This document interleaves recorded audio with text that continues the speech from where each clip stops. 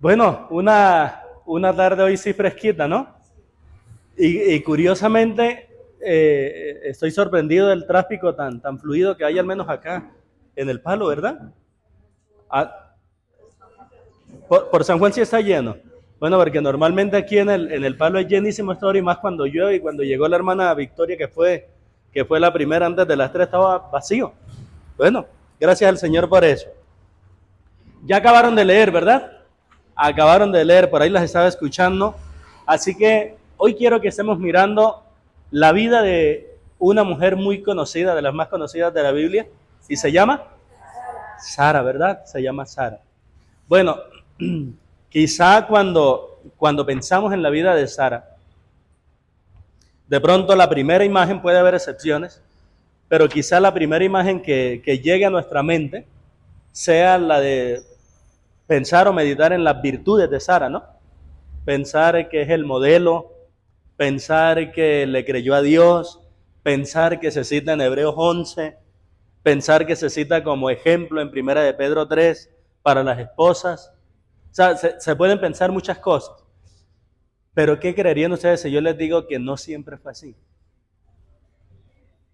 Que hubo un tiempo donde Sara no parecía Sara, sino que actuaba más bien como Sarai. Y que aún habiéndosele cambiado el nombre ya de Sarai a Sara, siguió actuando como Sarai. Yo quiero que hoy miremos la vida de Sara y que analizando esa vida podamos aprender que ciertamente ustedes como mujeres, pues voy a hablarlo en femenino, ustedes como mujeres cometen muchos errores, cometen muchos pecados, se equivocan continuamente. Pero ¿saben una cosa? Esa misma era la experiencia de Sara. Pero si nosotros nos damos el final de Sara fue diferente a su comienzo, nos va a enseñar algo en el día de hoy la palabra de Dios, y es que la fe en el Señor nos transforma. La fe en el Señor nos transforma. Y eso es lo que quiero que hoy aprendamos y que hoy meditemos concerniente a la vida de Sara. Tanto por decir de Sara, ¿verdad? Pero quiero que una sola cosa hoy estemos meditando. Y es cómo la fe en Dios nos transforma. Eso es lo que vamos a aprender de la vida de Sara. Pero para hacerlo vamos a mirar como la vida de Sara en 4 aspectos. Vamos a considerar en primer lugar el pasado de Sara, su pasado. Vamos a considerar en segundo lugar el momento de la transformación de Sara, cuando se da esa transformación. Vamos a considerar en tercer lugar cómo siguió ella comportándose, permítame decirlo esto de esta manera, los primeros años de vida cristiana, si lo podemos decir así, que harían los primeros años del encuentro con Dios. Y en cuarto lugar, vamos a mirar ahí sí la transformación de Sara, lo final. Vamos a mirar en sí 3 citas grandes de la Biblia. Cuando nosotros hablamos de Sara, recuerden de dónde venía Sara, probablemente, ¿no? ¿De dónde vendría Sara? Pues muy probablemente de donde venía el marido. ¿Y de dónde venía el marido? De Ur de los Caldeos. ¿Qué caracterizaba a la región de Ur de los Caldeos? ¿Qué los caracterizaba? Pues, por un lado la prosperidad, muy bien, muy bien. Por un lado la prosperidad, pero por otro lado era la cuna de la idolatría, ¿verdad? Ur de los Caldeos, recuerden que más o menos estamos hablando del mismo lugar de lo que más adelante fue Babilonia. Y Babilonia, recuerden que toma su nombre de Babel. Y Babilonia es tan asociada a la idolatría que en Apocalipsis, para describir a todo ese sistema idolátrico y mundano que el Señor va a destruir en su venida, hablan de la gran ramera, de la gran Babilonia, ¿no? Entonces, cuando hablamos de Ur de los Caldeos, de Babel, de Babilonia, eso es igual, idolatría. De tal manera que ¿con qué está asociado el pasado de Sara? ¿Recuerdan ustedes el famoso versículo de Josué cuando dijo, yo y mi casa serviremos al Señor? ¿Lo recuerdan? ¿Qué dijo él un versículo antes? Bueno, entonces 2 versículos antes.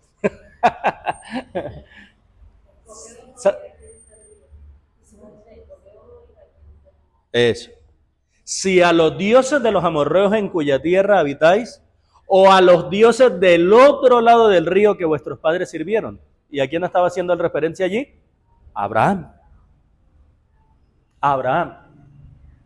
Y entonces cuando hablamos del pasado de Sara, yo quiero que tengamos en cuenta que estamos hablando de un pasado que está marcado por la idolatría. De un pasado que creía en innumerables cosas, menos en el Dios verdadero. Por eso quiero invitarlas a que se ubiquen, por favor, en el capítulo 16 de Génesis, si son tan amables. Capítulo 16 de Génesis, no voy a hacer por ese ladito. Capítulo número 16 del Génesis.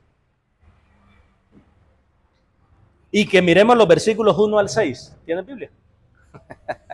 ¿Ves esta? ¿Ves esta o no ves? ¿Sí? Ah, bueno, eso es. Y que consideremos allí, vamos a hacerlo a manera de estudio. Vamos a leer, yo le digo qué versículos, y ustedes van a ir descubriendo. Como es el pasado de Sara, pues vamos a descubrir 3 pecados de Sara de ese pasado. ¿Listo? Vamos a hacerle lectura, por favor, a los versículos número 1, 2 y 3. ¿Listo? A esos 3 primeros versículos. Versos del 1 al 3. Lean ustedes Génesis 16 del 1 al 3. A la voz de 3. 1, 2 y 3. Sarai, mujer de Abraham, no le daba hijos, y ella tenía una sierva egipcia que se llamaba Agar.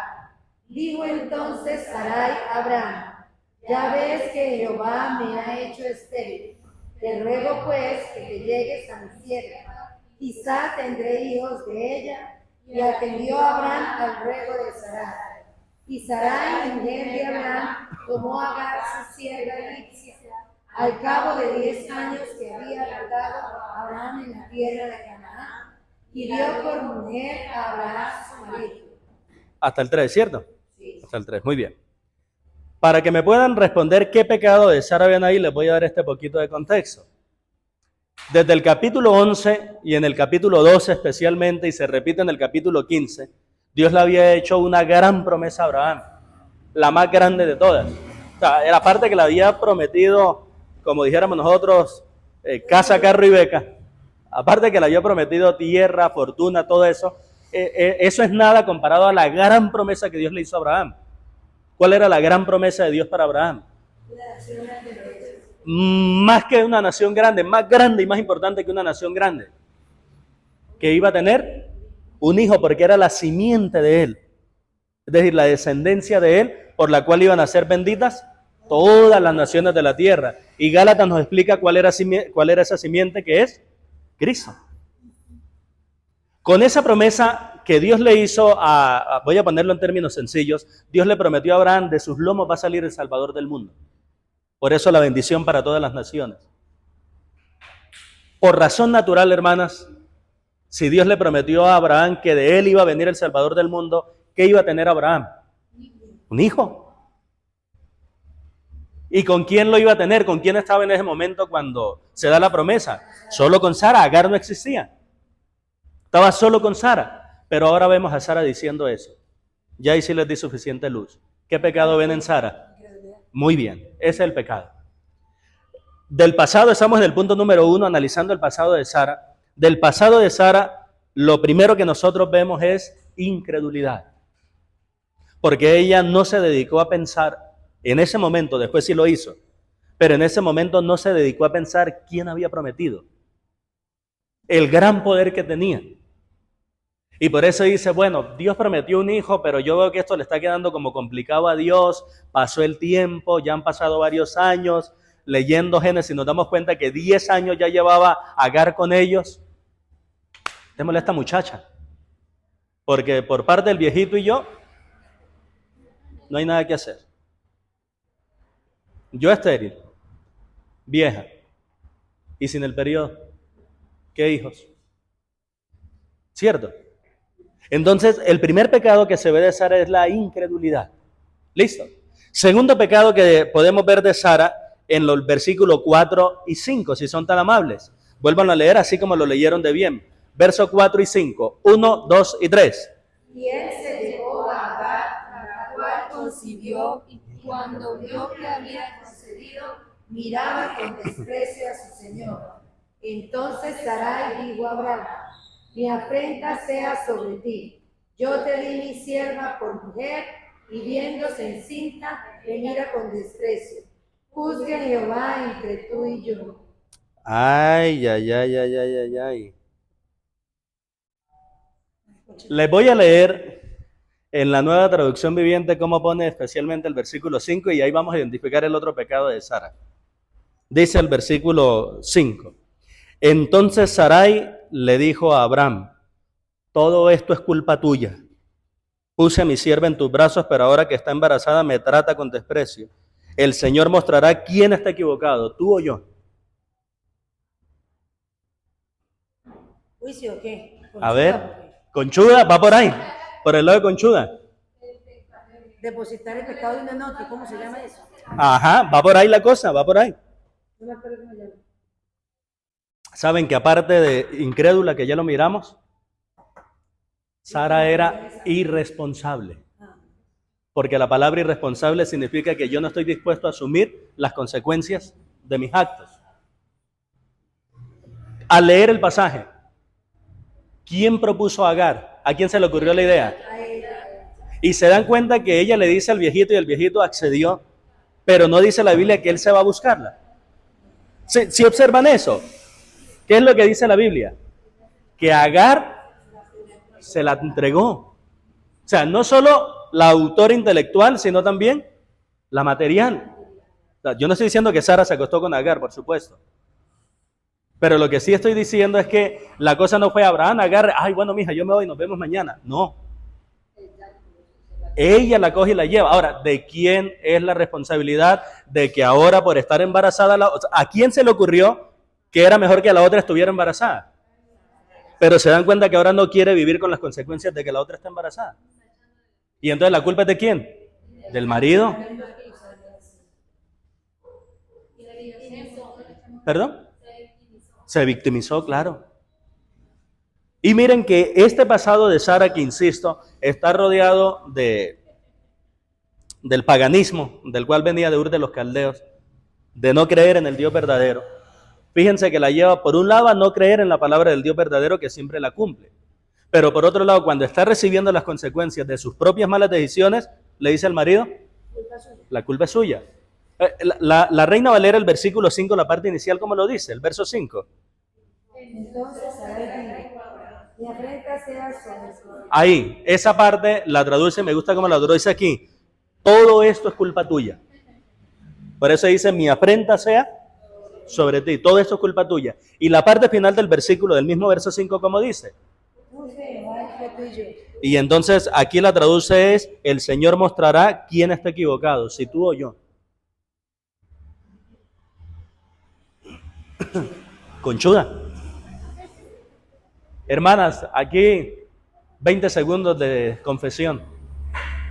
¿Sí se sienten tentadas a eso? ¿Al marido? ¿Sí? ¿Qué días miré un video de una muchacha, me hizo reír tanto? La muchacha dijo, puso así como el título, dijo, cuando tu marido se dedica a discutirte por cosas que él tiene la razón. Y entonces comienza él a discutirle y ella va pensando, ¿qué le digo? Que lo que me hizo tal día, no, ya él se sabe esa. ¿Qué le digo? Que esto, y comienza a buscar una cantidad de excusas y al final le digo, ya sé qué le voy a decir, usted tiene otra, ¿verdad? Y entonces lo que ella trataba de dar a entender era, en ese video, que era, pues por supuesto de humor, ¿no? Pero lo que trataba ella de dar a entender era que no estaba dispuesta como mujer a aceptar que ella tenía. No, de alguna manera se la tengo que echar a él. Y se le echó. Y después que le dijo, usted tiene otra, le dijo, ¿cómo le ocurre a usted que yo voy a tener otra? Y él se lo llevó. ¿Sí? Eso es lo que está pasando aquí con Sara. Ella arma todo el plan, recibe las consecuencias y después le dice, la culpa es suya. Entonces, el pasado de Sara, no solo incrédula, no solo irresponsable, porque como lo dijera Mario, es conchuda, no está aceptando las consecuencias de sus propias decisiones, pero hay una tercera. ¿Cuál es la tercera? Versículo 6, por favor. 1, 2 y 3. Respondió Abraham a Sarai: he aquí que Haz con ella lo que bien te parezca. Y como Sarai tenía, ella lo desobedece. ¿Qué otro pecado ven allí? Maltrato. Maltrato, sí. Y tienes razón en el maltrato. Pero el maltrato es consecuencia de qué? Porque yo aquí puedo pasar ahorita y por error... La autoridad que tenía sobre Agar. ¿Okay? Ajá, bien, vamos acercándonos. Porque quiero que lleguemos.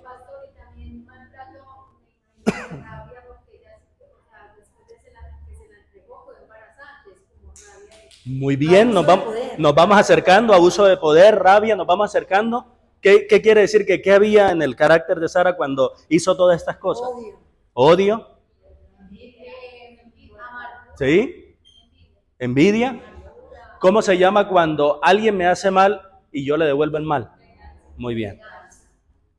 Aparte de incrédula, aparte de irresponsable, vengativa.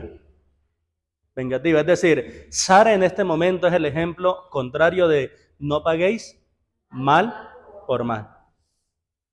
Es el ejemplo de eso. Como yo lo digo a veces por molestar, ella es el ejemplo de la teología de Pastor López. Golpe con golpe que yo pago y beso con beso devuelvo.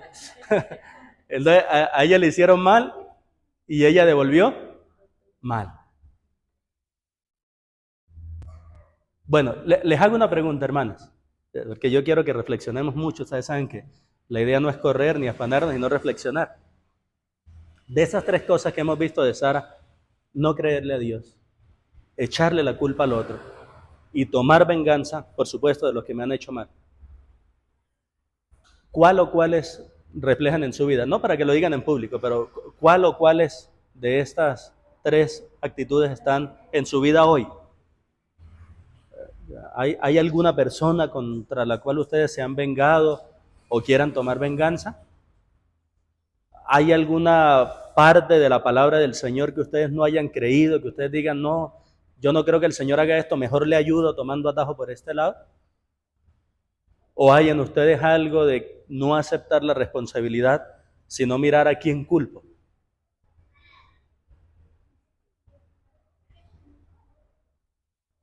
Y ahí quiero que reflexionen un poco.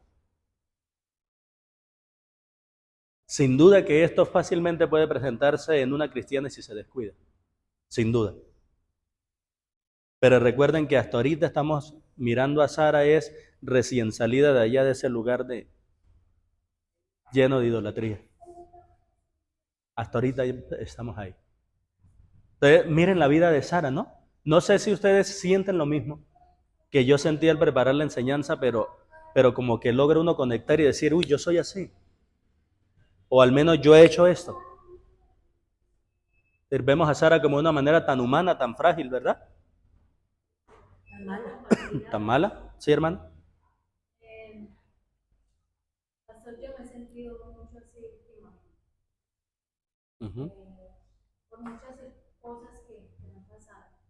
De hecho, anoche, voy a compartir, anoche nos reunimos en la casa de los cuatro, en el comedor, nos sentamos y oramos, y Dios me dio la oportunidad de pedirles perdón a mi esposo, porque por todas las cosas que hemos pasado como vida, yo me he sentido así, con amargura, con resentimiento, echando la culpa. Y Dios me dice lo que es aproveché de pedir perdón, que oraran mucho por mí, porque o sea, que no me quería sentir la víctima, pero que sí quería que me ayudaran en oración por mí, porque pastor, tantas cosas lo llevan a uno Correcto. a tomar como rabia con todo lo que ha pasado, pero Dios es el único que nos ayuda. Correcto. Dios me dio anoche la oportunidad de presentarnos los cuatro y de hablar, de expresarles cómo me estoy sintiendo. Y bueno, quedamos en eso, que ellos van a orar por mí, yo por ellos. Y Dios nos ayude a todos. Gracias, hermana. Qué oportuna es la palabra, ¿no? Qué oportuna es la palabra. Llega justo cuando uno la necesita, ¿verdad? Gracias, hermano, por compartir. Bueno, entonces, en primer lugar, miramos el pasado de Sara. Incrédula, irresponsable y vengativa. Vamos a mirar de una manera más rápida la transformación de Sara, porque es un solo versículo. Capítulo 17. Siguiente capítulo de allí. Capítulo 17, por favor, si son tan amables. Capítulo 17, versículo 15. Quien lo quiera leer, una de ustedes. ¿Sí, hermana? ¿Lo puede leer?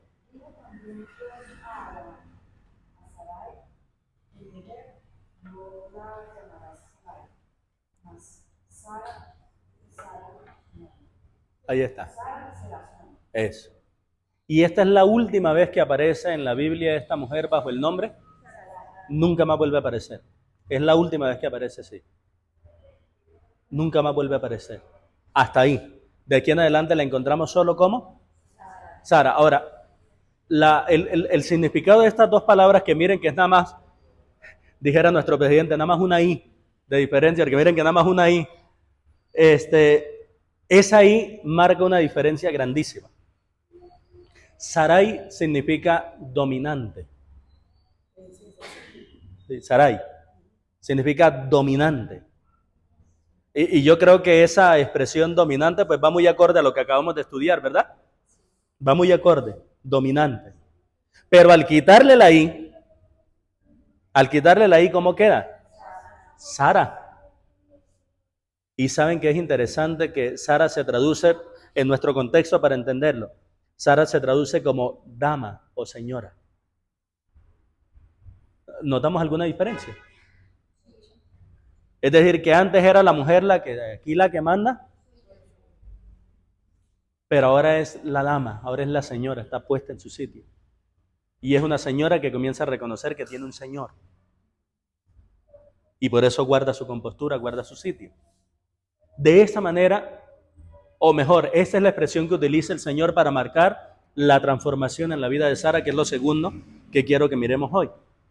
Su transformación, no solo su pasado, sino también su transformación. Y esto es lo que hizo el Señor con muchas personas a lo largo de la Biblia. A Oseas le cambió el nombre y le puso Josué, el libertador, el conquistador más bien de la tierra prometida, ¿verdad? A Pablo le cambió el Saulo por Pablo. A Cefas le cambió el nombre por Pedro. Y así muchos personajes de la Biblia. ¿Qué hacía el Señor cuando cambiaba el nombre a una persona?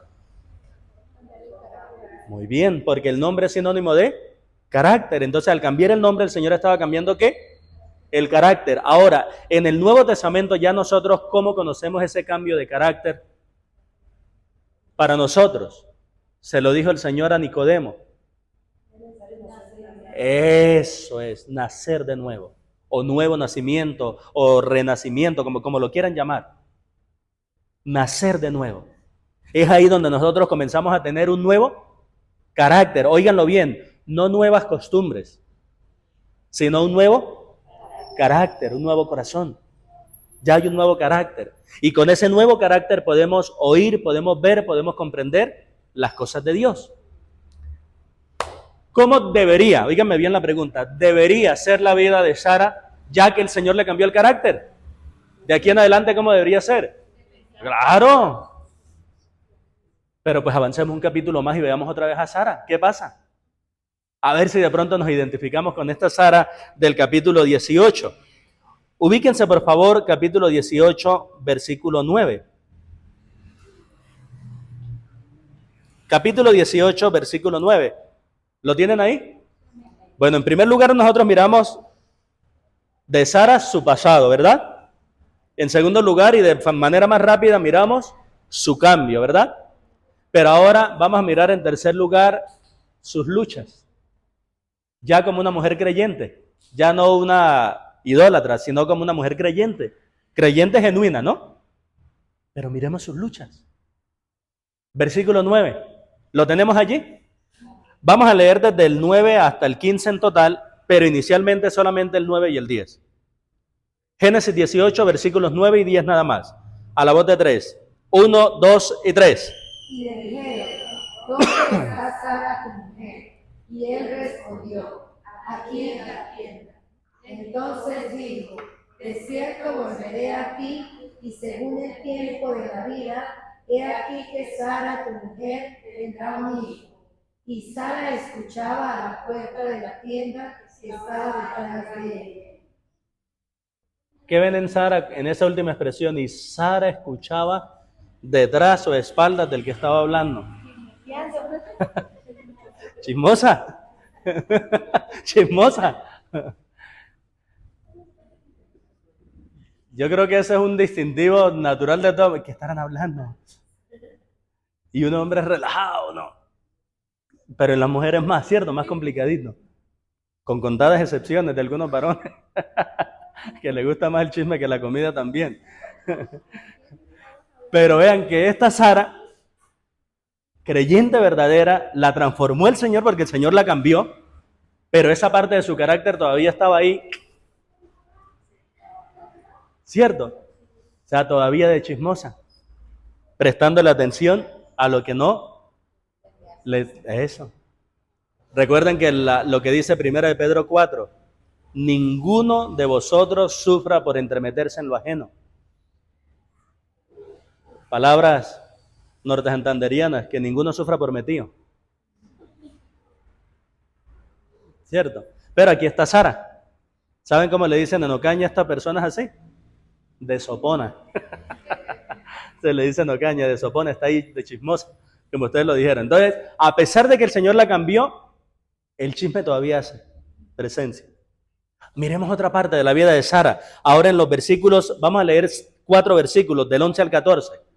4 versículos, ¿listo? Para mirar la segunda parte de las luchas de Sara. Ahí está el chisme.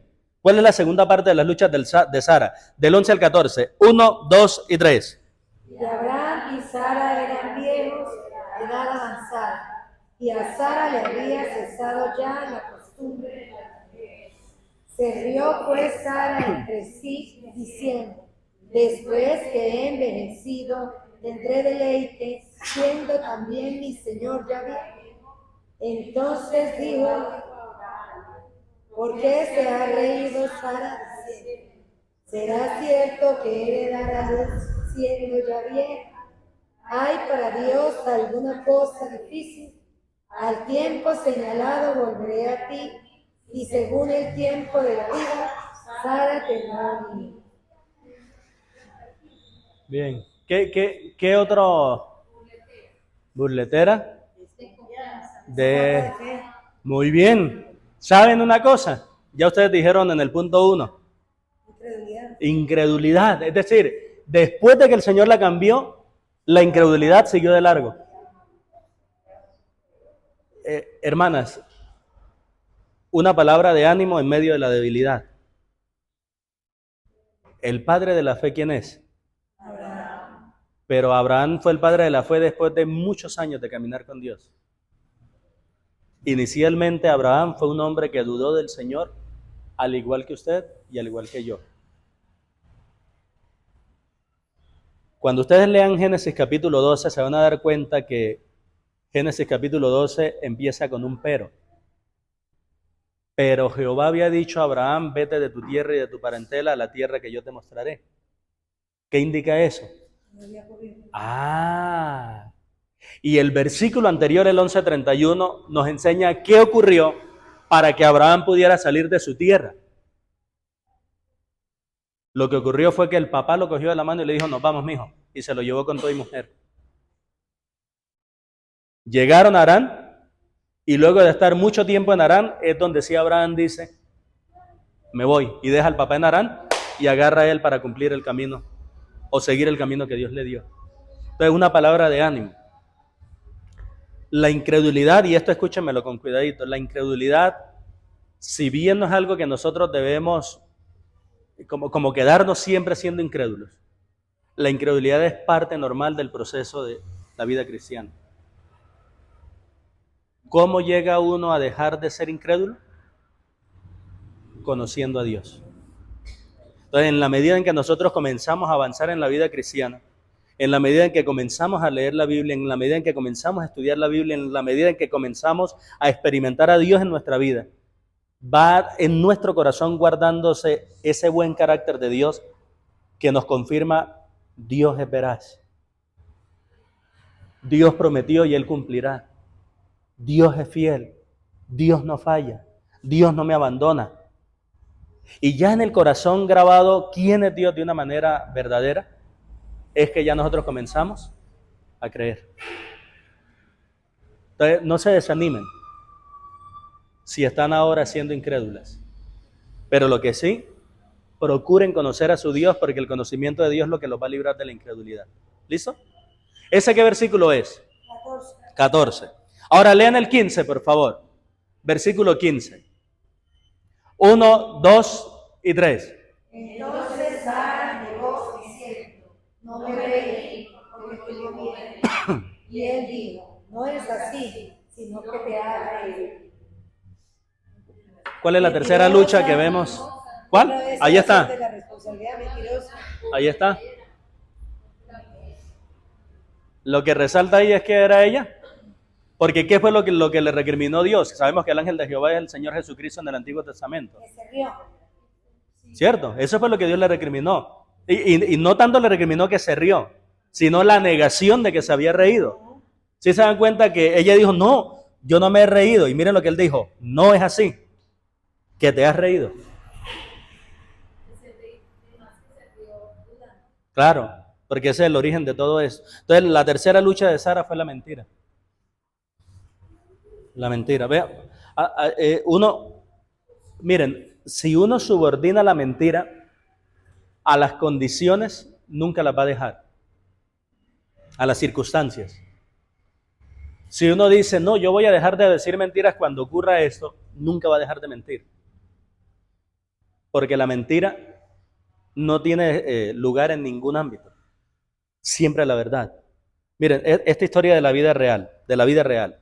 A un hermano en Cristo lo cogieron y lo encarcelaron en uno de los países soviéticos. Por muchos años estuvo allá esclavizado, lo torturaron, o sea, una cosa horrible. Pero él allá, en medio de todas esas cosas, negó a Dios. Y bueno, se olvidó de quién era el Señor y todas esas cosas, pero un día el Señor obró en él. Y él como que recordó, no, yo soy de Dios, yo soy de Dios. Y cuando vamos a ponerlo en estos términos, ese día se reconcilió con Dios. Y él estaba mirando como buscando la manera de escaparse de la isla donde lo tenían. Y llegaron dos guardias esa noche y le dijeron a él, usted tiene un plan para escaparse. Y él negó, dijo, no, yo no tengo un plan. Yo no tengo un plan para escaparme, no, y negó que usted sí lo tiene y que no, hasta que se fueron los guardas. Cuando los guardas se fueron, lo cogió él un sentimiento de culpa muy grande. Porque dijo, Señor, ¿qué hace que me acabo de reconciliar contigo? Y ya estoy mintiendo. Y él le dijo al Señor, si esos guardas vienen y me vuelven a preguntar que si yo vuelven y me preguntan de nuevo que si yo me voy a escapar, les digo la verdad que sí me voy a escapar. Y los guardas volvieron por segunda vez y le dijeron, ¿usted se va a volar? Y él les dijo, sí, yo me voy a volar. Y los dos guardas le dijeron, lo que ocurre es que nosotros conocimos a Cristo y nos queremos volar con usted. Y salieron los tres. Esto es de la vida real. Y salieron los tres de la isla. Entonces, ¿a qué voy con esto? En esa condición, vamos a ponerlo en estas palabras, tendría él argumentos humanos, para mentir. Pero cuando él lleva todo al plano espiritual y dice, no es que lo que me importa es lo que Dios dice, pierde valor para él la vida misma. No porque sea un, ¿cómo se llama el que quita la vida a sí mismo? Suicida. No porque sea un suicida, sino porque ha entendido que más valiosa que la vida es hacer la voluntad de Dios. Porque eso sí es una realidad. Eso es lo que dice Pablo. Yo no estimo mi vida preciosa para mí mismo, con tal que acabe mi carrera con gozo y el llamado que recibí de Dios. O sea, cuando hay una conexión con Dios, hermano, hasta lo más valioso que nosotros tenemos, que es la vida misma, pierde valor. Porque ya la vida agarra es en función de Dios. ¿A qué voy con todo esto? Este ejemplo, insisto, es de la vida real. Este ejemplo nos muestra que no hay excusas para uno decir o que no hay circunstancias que hagan valedera la mentira. Esto lo muestra, ¿listo? Pero vemos a Sara, chismosa, incrédula, y mentirosa. Pero no le demos tanto palo a Sara. Vámonos ya al cuarto lugar. Vamos a la transformación. Vamos a la transformación de Sara. Nuevo Testamento, por favor, ubíquense. Primera de Pedro, capítulo 3. ¿Y esto de esto qué era? Estas eran las luchas. Este es el tercer lugar, las luchas. Recuerden, en primer lugar miramos el pasado, de incrédula, irresponsable y vengativa. En segundo lugar, miramos su cambio. Dejó de llamarse Sarai, la dominante, a llamarse Sara, la dama o la señora, ¿verdad? Y en tercer lugar, sus luchas, que a pesar de que ya Dios operó el cambio en el corazón de ella, sigue con el chisme, con la incredulidad y las mentiras. Y ahora, en cuarto lugar, ahora sí la transformación de Sara. Vamos a mirar porque pasó algo. Primera de Pedro, capítulo 3, por favor. Primera de Pedro, si son tan amables, en el capítulo 3, se ubican en los versos 5 y 6. Los versos 5 y 6. ¿Lo tienen, hermanas? Vamos a leerlo a una sola voz. Los versos 5 y 6 en voz bien fuerte, como vienen leyendo, y a una sola voz. 1, 2 y 3. Porque así también se ataviaban en otro tiempo aquellas santas mujeres que esperaban a Dios, estando sujetas a sus maridos, como Sara obedecía a Abraham, llamándole Señor, de la cual vosotras habéis venido si hacéis el bien sin temer ninguna amenaza. Muy bien. Hay tres cosas de la transformación de Sara, tres cosas positivas en el verso 5 y tres cosas positivas en el verso 6. Es decir, que en esos dos versículos hay 6 cosas positivas de Sara. Miremos el verso 5 e identifiquemos tres cosas ahí positivas de Sara. Ya hay una Sara transformada cuando la cita Pedro. Verso 5, ¿cuál es la primera virtud de Sara que se ve allí? Muy bien. La primera virtud que se ve de Sara ahora, ¿qué es? Santidad. Ojo eso, santidad. Es decir, que ya no era la Sara peleonera con Agar, no. Ya ahora hay santidad. Por eso se refiere a Sara, como una de aquellas santas mujeres. Segunda característica de Sara. ¿Esperaba qué? No. Esperaba en Dios. Eso sí. Esperaba en Dios. ¿Qué fue lo que hizo que Sara le entregara a Agar a su marido? ¿Se dan cuenta? Dios les había dicho, yo les voy a dar un hijo. Pero ella no esperó en Dios. Pero ahora en el Nuevo Testamento han pasado un tiempo, no con relación a cuando se escribió del uno al otro, que hay 3000 años, ¿no? Sino que pasó un tiempo en la vida de Sara y a partir de ese tiempo ya ella conoció de manera personal al Señor. Comenzó a confiar profundamente en Él y la Biblia la califica, la cataloga como una de las mujeres que esperaban en Dios. Eso le podemos llamar piedad, ¿verdad? Una piedad verdadera. Esperaba en Dios. Esperaba en Dios.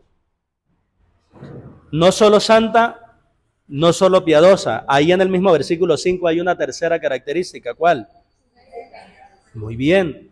Ahora era una mujer sujeta.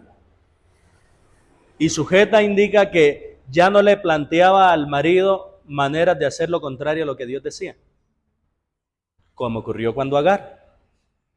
Esa es la idea de sujeta. La idea de sujeta no es una mujer que dice sí a todo. Entendamos eso. La idea de sujeta es una mujer que está dispuesta, inclinada siempre a hacer la voluntad de Dios. Por eso cuando el marido le dice algo que a ella no le gusta, pero es la voluntad de Dios, así a ella no le guste, lo va a hacer. Y por eso cuando el marido le plantea algo contrario a la voluntad de Dios, lo primero que va a hacer ella es, amor, ¿por qué vamos a pecar contra Dios? O sea, no se va a ir de manera irrespetuosa. ¿A usted qué le pasa? Yo me lo meto a Dios, no al hombre. No.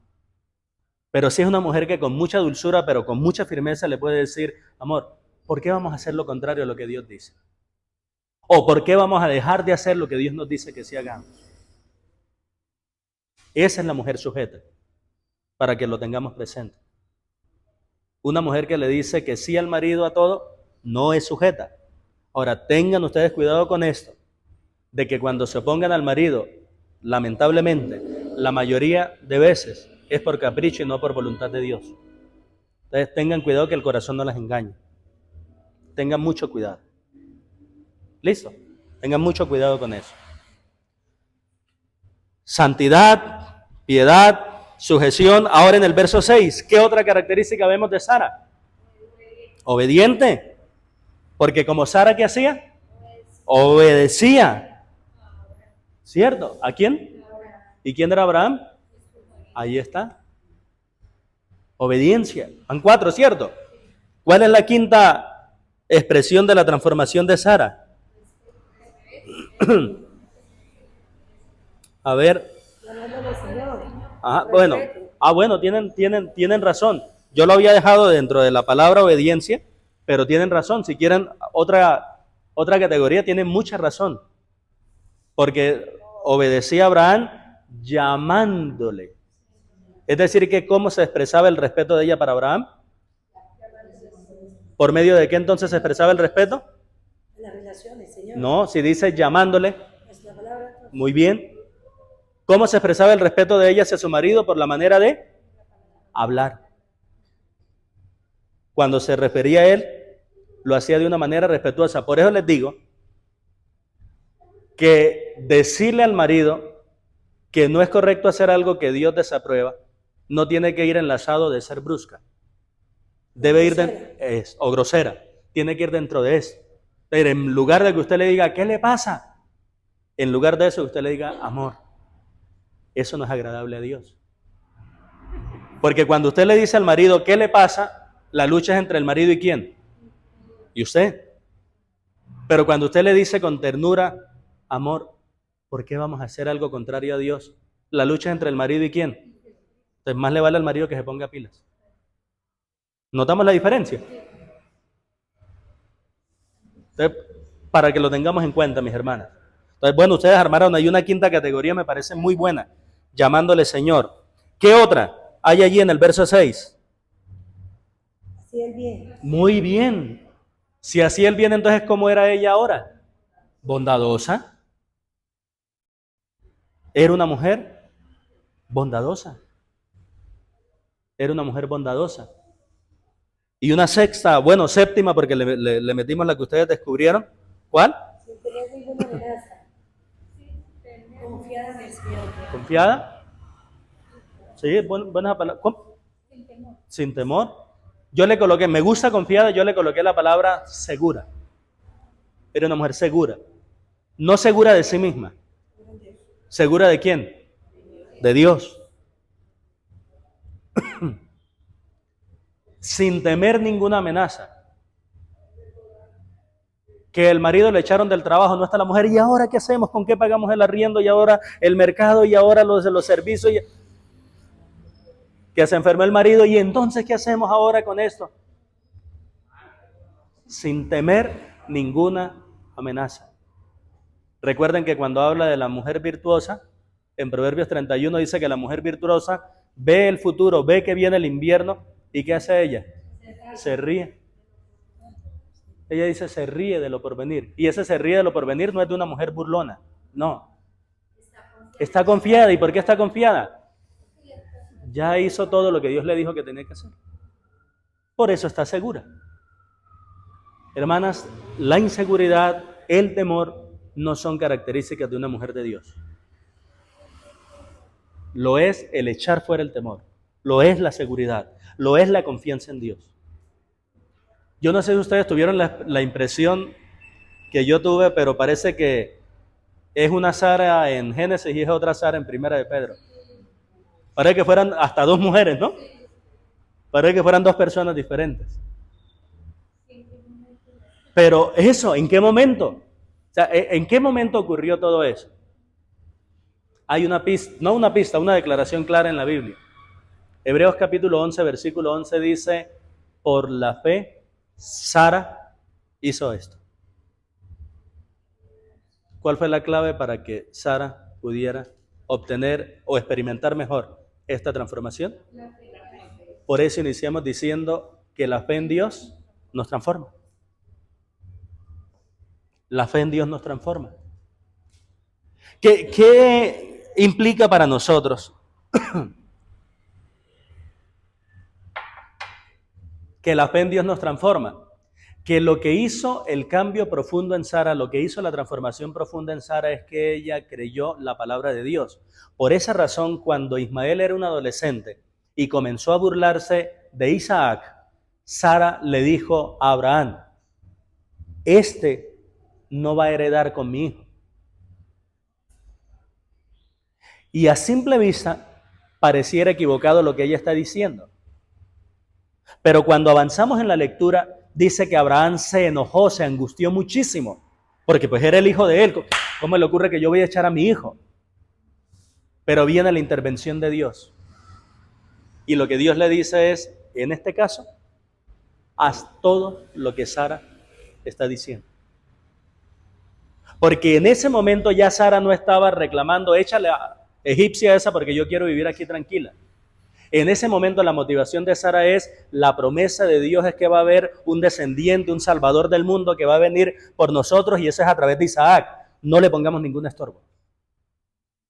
Primero Sara entonces actuó basada en su egoísmo, en su pecado, en sus caprichos, en sus temores, en sus miedos, pero ahora está tomando una decisión drástica, pero basada en que cree en la promesa, cree en la palabra de Dios. Y eso fue la que la transformó a ella. ¿Se dan cuenta por qué decimos que la fe en Dios nos transforma? ¿Qué necesitan, hermanas, entonces ustedes para lograr los cambios que tanto quieren y que quizá en algunas ocasiones, algunos de ellos no han sido posibles todavía? Fe en Dios. No necesitan esforzarse más, no necesitan una charla de superación personal, de positivismo, no necesitan nada de eso. Lo que necesitan es creer la verdad de la palabra del Señor. Porque no es cierto que usted tenga que morir cometiendo los mismos errores y cometiendo los mismos pecados que la han acompañado. Usted puede cambiar. Usted puede dejar todo eso. Y creo yo que hay un ejemplo lindo en la vida de Sara para confirmarlo. ¿Estamos hablando de una historia o de un cuento? De una historia. De una mujer real de carne y hueso, de una mujer que peleó con el marido, de una mujer que peleó con la vecina, de una mujer que era vengativa. Estamos mirando la historia de cualquier mujer del común. Pero ahora vemos en 1 de Pedro otra mujer y sabemos que la palabra de Dios no miente. Y no es porque haya una segunda mujer, es porque hay un nuevo corazón. Un corazón que ya cree la palabra del Señor. Y por esa razón es bueno entender eso. El pecado no es la razón para que nosotros decidamos alejarnos de Dios. Es la razón para que nosotros decidamos acercarnos a Él. Esa es la razón por la cual Dios envió a Jesucristo. Y esa es la razón por la cual el Señor Jesucristo dijo, no he venido a buscar justos, sino no he venido a buscar a sanos, sino en el Señor Jesucristo tenemos todo lo que necesitamos. Si ponemos la fe en Él como nuestro único y suficiente Salvador, seremos salvos, recibiremos la vida eterna y con la vida eterna viene toda la capacidad para transformar todos y cada uno de los rincones de nuestra vida. Vamos a orar, hermanos.